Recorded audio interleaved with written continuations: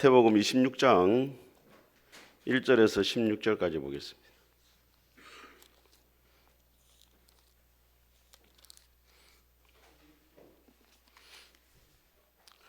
마태복음 26장 1절에서 16절까지 우리 한 절씩 교도하겠습니다. 제가 먼저 봉독하겠습니다.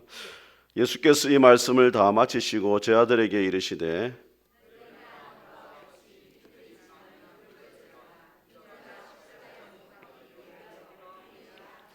그때 대제사장들과 백성의 장로들이 가야바라 하는 대제사장의 간정에 모여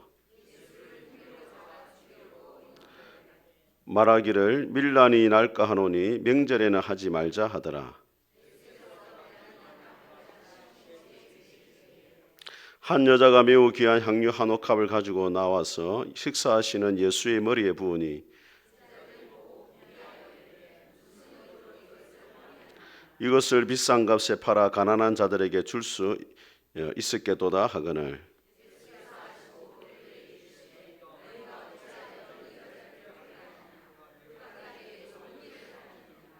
가난한 자들은 항상 너희와 함께 있거니와 나는 항상 함께 있지 아니하니라.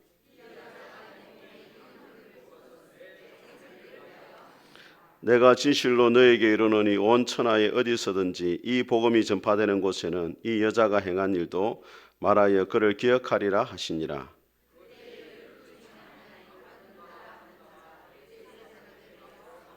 내가 예수를 너에게 넘겨주리니 얼마나 주려느냐 하니 그들은 은 30을 달아주거늘. 아멘. 자, 오늘 이 본문의 말씀을 가지고 예수님 주변의 사람들이라는 제목으로 하나님 말씀을 선포하겠습니다. 우리 앞뒤 좌우 인사하겠습니다. 잘 오셨습니다. 은혜 받으시기 바랍니다. 한 주간 평안하셨습니까? 오늘도 우리 하나님 아버지와 주 예수 그리스도로부터 은혜와 평강이 여러분 가운데 함께 할 수 있기를 주님의 이름으로 축복합니다. 21세기 가장 위대한 설교자로 불리는 로이드 존즈 목사님은 28세 때 영국의 베들레헴 선교교회의 담임 목회자가 되어집니다. 거기서 목회를 하시다가 런던의 웨스트민스터 교회로 옮기게 되어지고 거기서 또 30년을 목회를 했는데 이제 50년째가 되었을 때 다시 베들레헴 선교교회로 찾아갔습니다.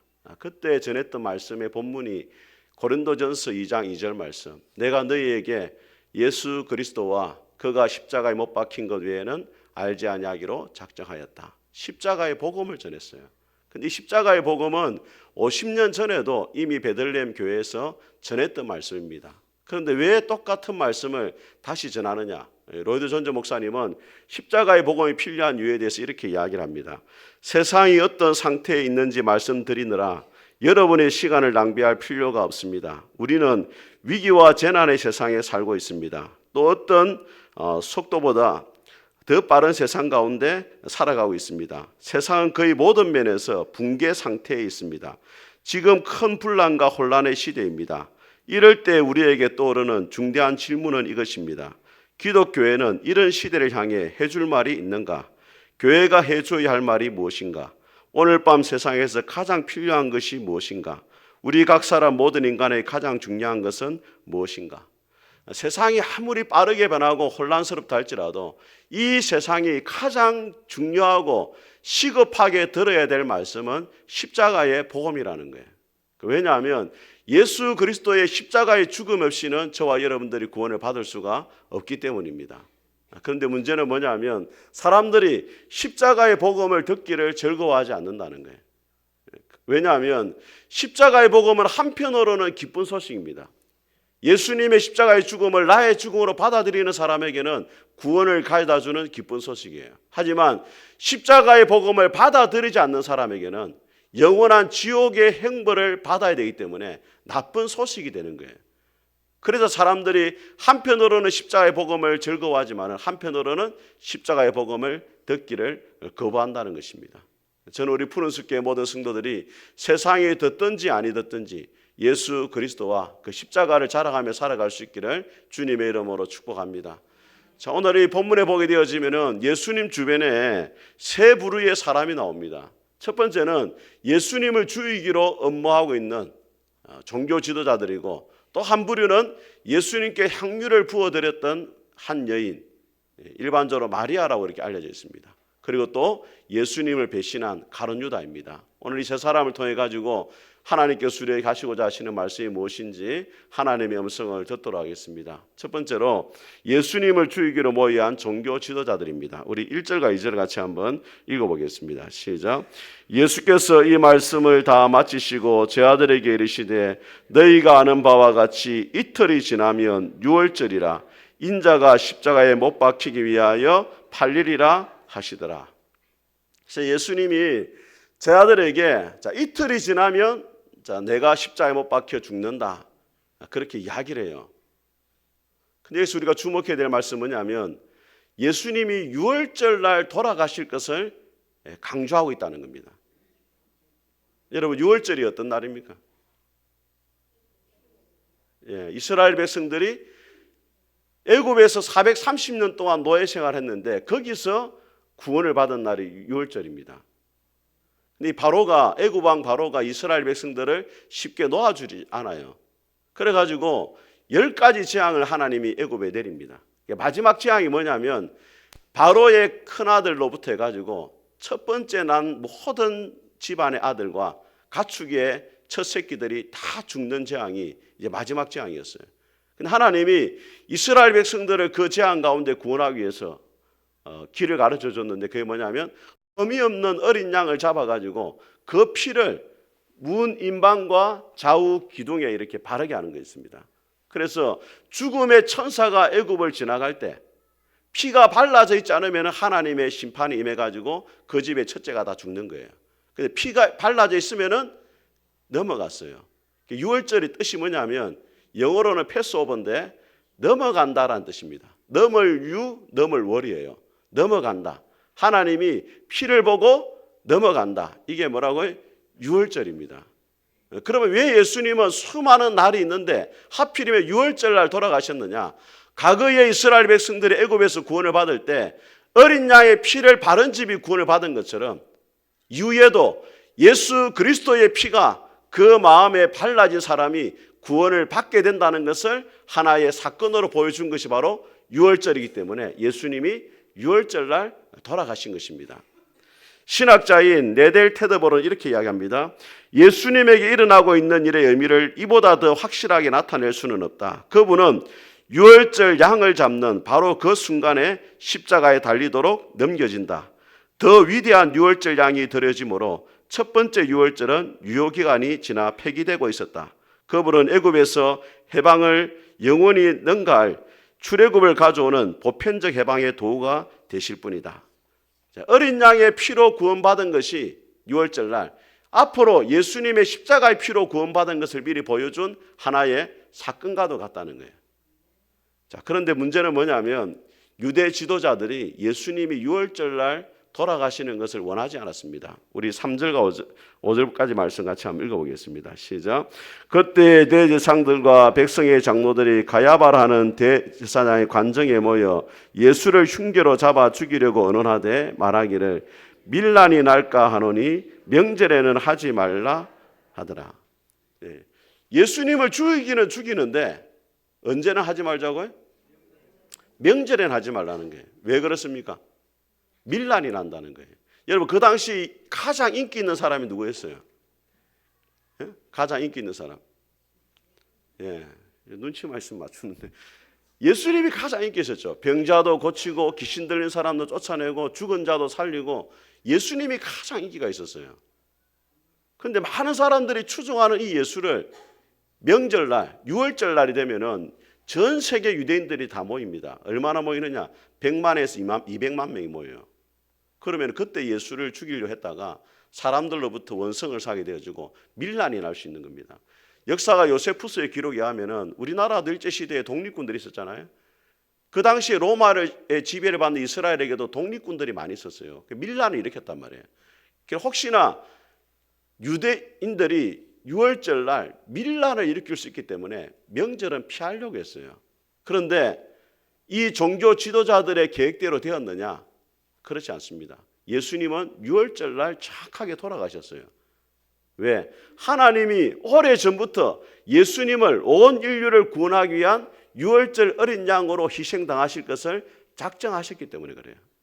존 파이퍼 목사님이 지은 책 가운데 예수님이 십자가에 죽으신 50가지 이유라는 책이 있어요. 거기서 존 파이퍼 목사님 이렇게 이야기합니다. 예수 그리스도께서 무슨 이유로 그토록 큰 고난을 받으셨는가? 왜 예수님이 십자가에 죽으셨고 누가 예수님을 십자가에 못 박았느냐? 자, 여러분의 문제 내겠습니다. 누가 예수님을 못 박았느냐? 첫 번째, 유대 종교 지도자들. 두 번째, 예수님을 배신한 가룟 유다. 세 번째, 예수님을 십자가에 못 박은 로마 병정. 네 번째, 여러분, 누가 예수님을 못 박았어요? 예? 4번. 예. 그게 여러분의 한계입니다, 여러분. 답이 없어요, 그게. 존 파이퍼 목사님이 뭐라고 이야기했냐면 예수님을 십자가에 못 박은 이는 하나님이다 그렇게 했어요. 로마서 8장 이렇게 말합니다. 자기 아들을 아끼지 아니하시고 우리 모든 사람을 위해서 내어주신 이가 어찌 그 아들과 함께 모든 것을 우리에게 은사로 주시지 않겠느냐. 자기 아들을 아끼지 않고 내어주신 분, 십자가에 못 박으신 분이 누구냐면 하나님이라는 거예요. 요한복음 3장 16절도 말씀합니다. 하나님이 세상을 이처럼 사랑하사 독생자를 주셨으니 이는 누구든지 그를 믿는 자마다 멸망치 않고 영생을 얻게 하려 하심이라. 누가 예수님을 십자가에 못 박았느냐?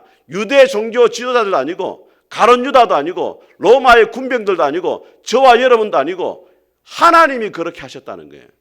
저와 여러분들이 하나님께 부탁을 해가지고 우리의 죄의 문제를 해결하기 위해서 예수님을 보내주십시오. 요청을 해가지고 하나님이 보내준 것이 아니고 하나님이 저와 여러분들을 먼저 사랑해가지고 아들 예수님을 십자가에 못 박아 죽이셨다는 거예요. 하나님의 가슴에서부터 예수님이 이 땅에 오시게 되었다는 거예요. 그래서 우리가 복음을 이야기할 때 예수 그리스도의 복음이라는 말은 우리가 쉽게 들었어요. 예수님이 이 땅에 오신 것이 기쁜 소식이다. 그런데 사도 바울은 뭐라고 이야기하냐면 로마서 1장에서 나는 하나님의 복음을 위해서 사도로 부름을 받았다. 하나님의 복음이 먼저예요. 하나님이 저와 여러분을 사랑해가지고 예수님을 보내주셨고 그 예수님이 이 땅에 오셔가지고 십자가에 죽으신 거예요. 하나님의 사랑에서부터 예수님이 이 땅에 오시게 되었다는 거예요. 김원기 목사님이라는 분이 계십니다. 이분이 미국의 펠로시 교회의 담임 목사님이신데 이분이 불교 집안 가정에 태어났어요. 젊은 시절에 방황을 많이 했습니다. 유학까지 갔지만 삶의 의미를 찾지를 못했어요. 그런데 어느 날 동생이 부흥회를 가자고 했습니다. 부흥회. 요즘에는 부흥회가 많이 없어요. 근데 옛날에는 부흥회가 많았어요. 그때는 유튜브도 없고 뭐 아무것도 없잖아요. TV도 없고. 오직 좋은 말씀을 들으려면 어디로 가야 돼요? 교회를 가야 돼요. 부흥회를 가야 돼요. 그래 부흥회를 갔는데 그 강사님이 이렇게 말하는 거예요. 여러분 집에 병아리가 병이 들어가지고 수의사가 와가지고 하는 말이 이 병아리를 살리려면은 암탉을 고아가지고 병아리에게 주면 됩니다. 이렇게 말을 했을 때 암탉을 죽여서 병아리를 살릴 사람이 어디에 있습니까? 그런데 하물며 또 수의사가 이 병아리를 살리기 위해서는 당신의 아들을 죽여야 살 수 있습니다라면 아들을 죽일 사람이 어디 있습니까? 그런데 하나님이 그 일을 하셨다. 그런 말 하시는 거예요.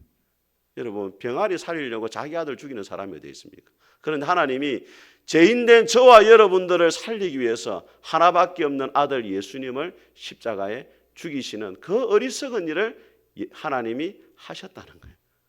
그래서 찬송가 23장에 말합니다. 만입이 내게 있으면 내게 주신 그 은혜를 찬송하겠다. 입이 만 개라도 하나님 앞에 찬송을 드릴 수밖에 없다는 거예요. 저는 여러분들이 예수 그리스도의 십자가를 생각할 때마다 여러분을 향하신 하나님의 놀라운 사랑과 은혜를 기억할 수 있게 되기를 주님의 이름으로 축복합니다. 두 번째로 예수님께 향유를 부어드린 마리아입니다. 우리 6절과 7절을 같이 한번 읽어보겠습니다. 6절과 7절 같이 읽겠습니다. 시작. 예수께서 베다니 나병 환자 시몬의 집에 계실 때 한 여자가 매우 귀한 향유 한 옥합을 가지고 나와서 식사하시는 예수의 머리에 부으니. 자, 오늘 이 집이 나병 환자 시몬의 집이라 되어 있는데 이 시몬이 나병이 걸렸는데 어느 날 예수님이 나병을 치유해줘요. 나병은 우리가 옛날에는 뭐라 불렀습니까? 문둥병이라 불렀잖아요. 문둥병은 옛날에 못 고치는 병이었어요. 그 동네마다 이 나병 환자촌들이 다 있었거든요. 저희 하동에도 정량이라는 곳에 이 나병 환자들이 몰려 살았어요. 그래가지고 어느 날 제 친구가 저보고 그러더라고. 피부가 별로 안 좋았어요, 그 친구가. 정량에 같이 가자 이러더라고. 그런데 어떤 소문이 있었냐면 나병 환자는 그 사람의 간을 빼먹는다 이런 소문이 있었어요. 그래가지고 같이 따라가자는데 안 갈 수도 없고 또 겁 많은 사람들 비추니까 그 저를 굳이 데려갔는데 가니까 뭐 이상한 사람들이 이렇게 눈도 이상하고 팔도 막 이상하고 막 나병 환자들이 막 있는 게 저 사람도 혹시 내 간 빼먹을까 싶어요. 얼마나 내가 마음 졸였는지 몰라요.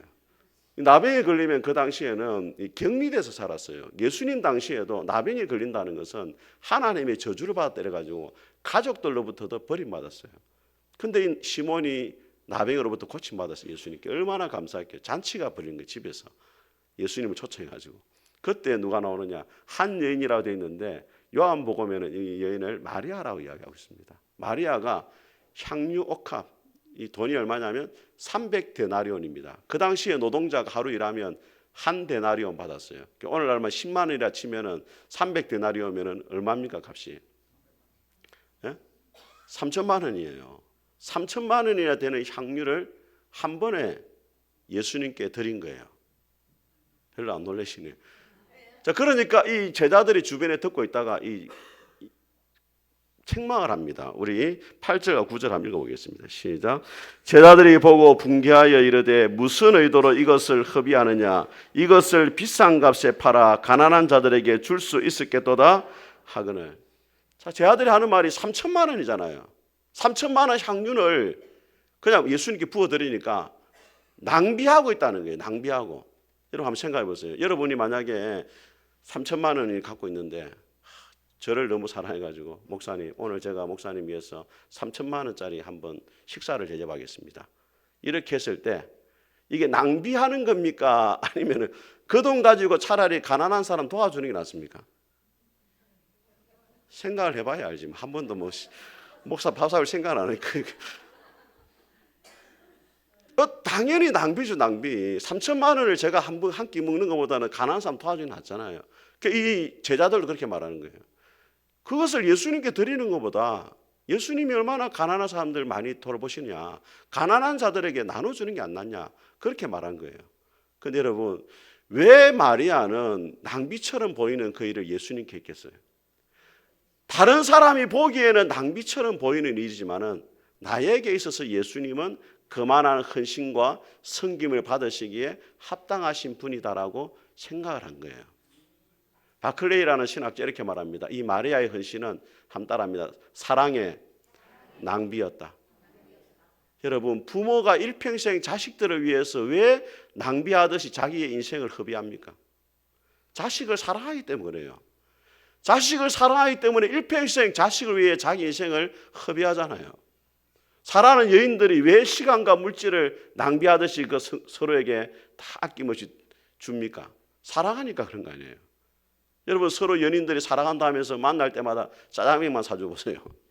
좋아할 사람 누가 있습니까? 여러분? 그런 사람은 빨리 헤어져야 돼요. 여자들이 한 번씩 왜 선물을 요구합니까?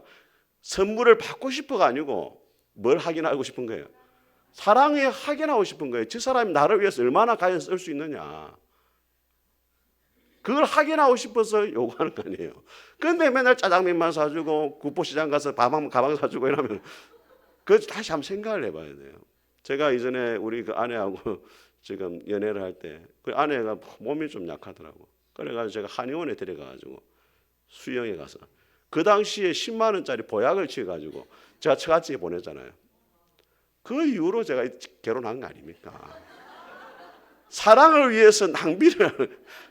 그 당시에 제가 전도사 사례가 40만 원이었는데 그 거의 뭐 11조 빼고 나면 거의 절반을 이렇게 바친 거 아니에요. 그래서 사랑하면은 뭐 한다고 낭비를 하게 돼 있는 게 낭비를.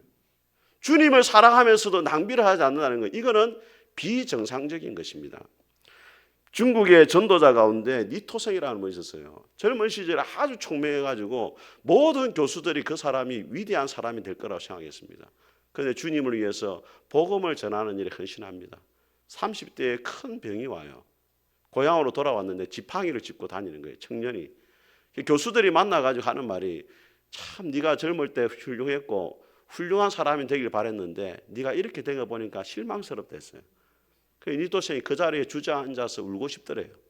그때 하나님의 성령이 강하게 임재해가지고 이 이니토생 마음을 감동시켜가지고 이런 말을 했답니다. 교수님, 주님은 나의 이러한 헌신을 받으시기 합당하신 분입니다. 지금 나의 삶이 내가 선택한 최선의 길이며 지금까지 바른 길을 걸어왔다고 나는 생각합니다. 다른 사람이 보기에는 인생을 낭비한 것처럼 보이지만은 니토생 스스로 볼 때는 주님이 이 헌신을 받기에 합당하다는 거예요. 내 젊음을 다 주님 앞에 드려도 그것은 주님 보시기에 합당한 일이다. 이렇게 이야기합니다.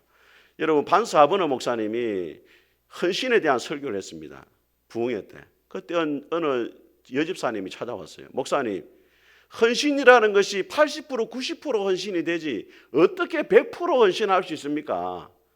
현실적으로 한 80% 90%만 헌신이라고 말해야 하지 않습니까? 하니까 이 여집사는 이렇게 말했어요. 당신의 남편이 당신에게 한 80% 90% 헌신하고 나머지 10%는 다른 여자에게 헌신한다면 당신은 만족하겠느냐? 하나님 앞에 전적인 헌신이 아닌 것은 진정한 헌신이 아닙니다. 그렇게 이야기를 했습니다. 사랑하는 성도 여러분, 여러분들이 주님 앞에 드리는 시간과 물질과 섬김을 한번 생각해 보시기 바랍니다.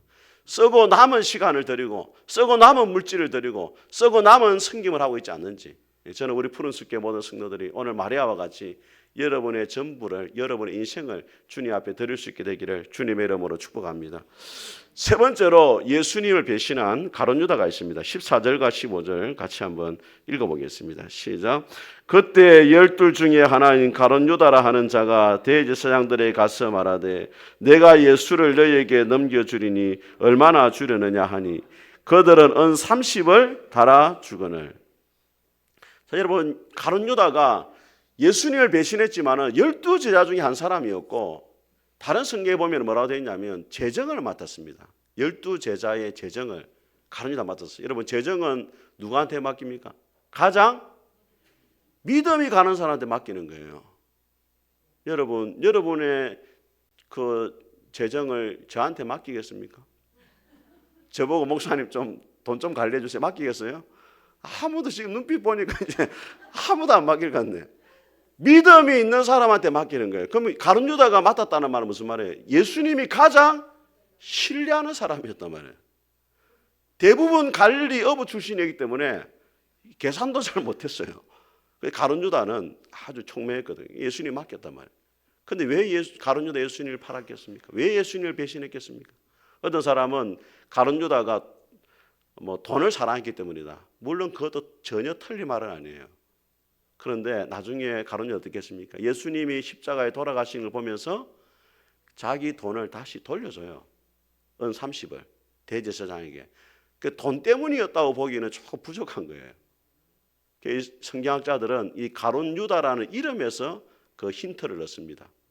이 가롯이라는 말이 지명 이름이 아니고 어느 단체 이름이라는 거예요. 그 세례 요한은 어떤 뜻입니까? 세례 운동을 하는 단체의 요한이라 이 말이거든요. 그 가롯이라는 말은 암살자, 자객 이런 의미가 있어요. 그 당시에 독립군들이 많았단 말이에요. 그 독립군 단체 이름이 뭐냐면 가롯이란 말이에요. 그 무장단체. 거기에 속한 사람들이 누구냐면 가룟 유다였다는 거예요. 가룟 유다 마음이 어떤 마음이냐? 예수님이 빨리 로마로부터 이스라엘을 구원해 주기를, 정치적 메시아가 되기를 바랬는데 십자가에 죽으러 간다니까 실망을 한 거예요. 그래서 가룟 유다 그러면 한번 예수님을 궁지에 몰아넣어 보자. 그러면 예수님이 하늘의 능력을 빌어가지고 로마로부터 이스라엘을 구원하지 않겠느냐. 그런 생각하에 예수님을 팔아버리고 궁지로 몰아넣은 거예요. 그런데 예수님이 어떻게 합니까? 십자가에 돌아가셔 버리는 거예요. 가룟 유다의 문제가 무엇입니까, 여러분? 예수님을 따르는 목적이 마리아처럼 자신을 주님 앞에 드리기 위해서 따른 것이 아니고 자신의 욕심을 이루는 수단으로서 예수님을 이용을 한 거예요. 다르게 말하면 예수님을 주인으로 모신 것이 아니고 예수님을 자기의 종으로 부리기 위해서, 이용하기 위해서 예수님을 따랐다는 거예요. 여러분, 그 당시에 주인이라는 말을 많이 썼거든요. 키리오스라는 말입니다. 주인이 헬라어로 키리오스. 사도행 2장에 보게 되면 이렇게 말합니다.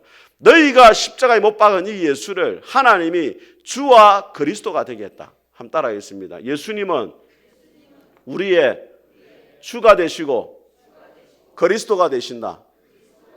그리스도라는 말은 구원자라는 말이고 주라는 말은 주인이라는 말이잖아요. 그 예수님을 믿는다는 것은 두 가지를 다 믿어야 돼요. 예수님이 나의 모든 죄와 삶의 문제로부터 해결해 줄 구원자임을 믿는 것이고, 또 한편으로는 예수님이 나의 삶의 뭐라고요? 주인으로 믿는 거예요. 주인이 뭡니까 여러분? 주인이라는 말은 내가 종이라는 말이잖아요. 그 당시에 종은 노예입니다. 노예. 죽으라면 죽는 거예요.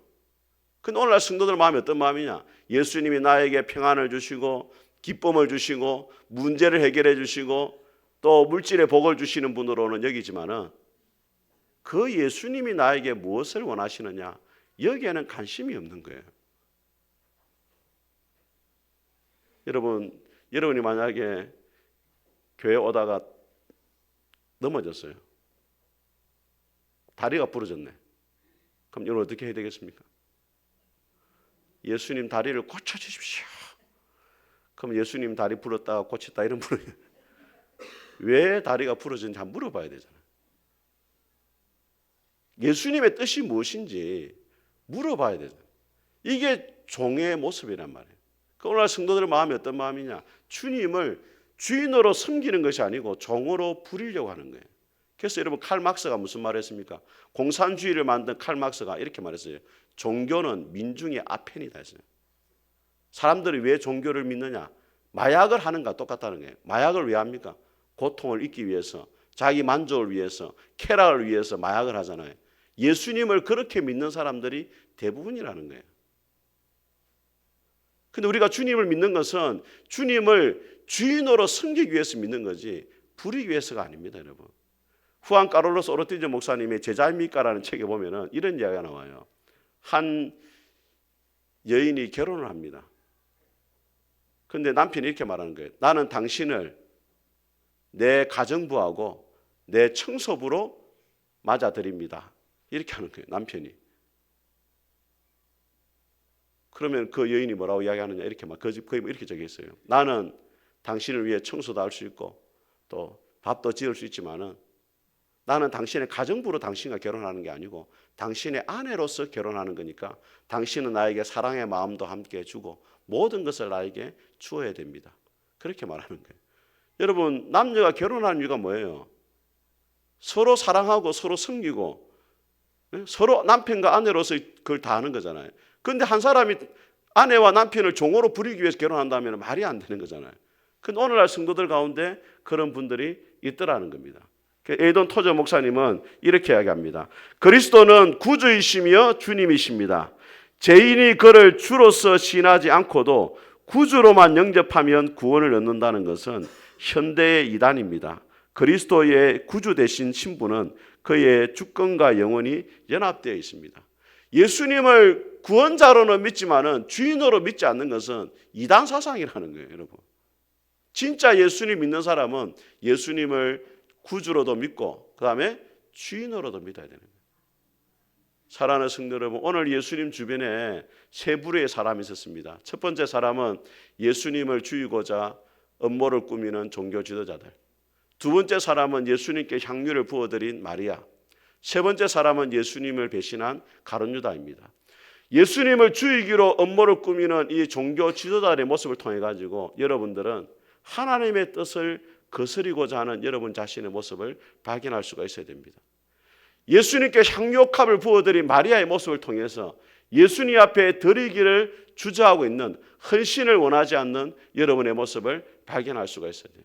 예수님을 배신한 가룟 유다의 모습을 통해 가지고 여러분들은 예수님을 주인으로 섬기는 것이 아니라 종으로 이용하고자 하는 그러한 모습을 발견할 수가 있어야 됩니다.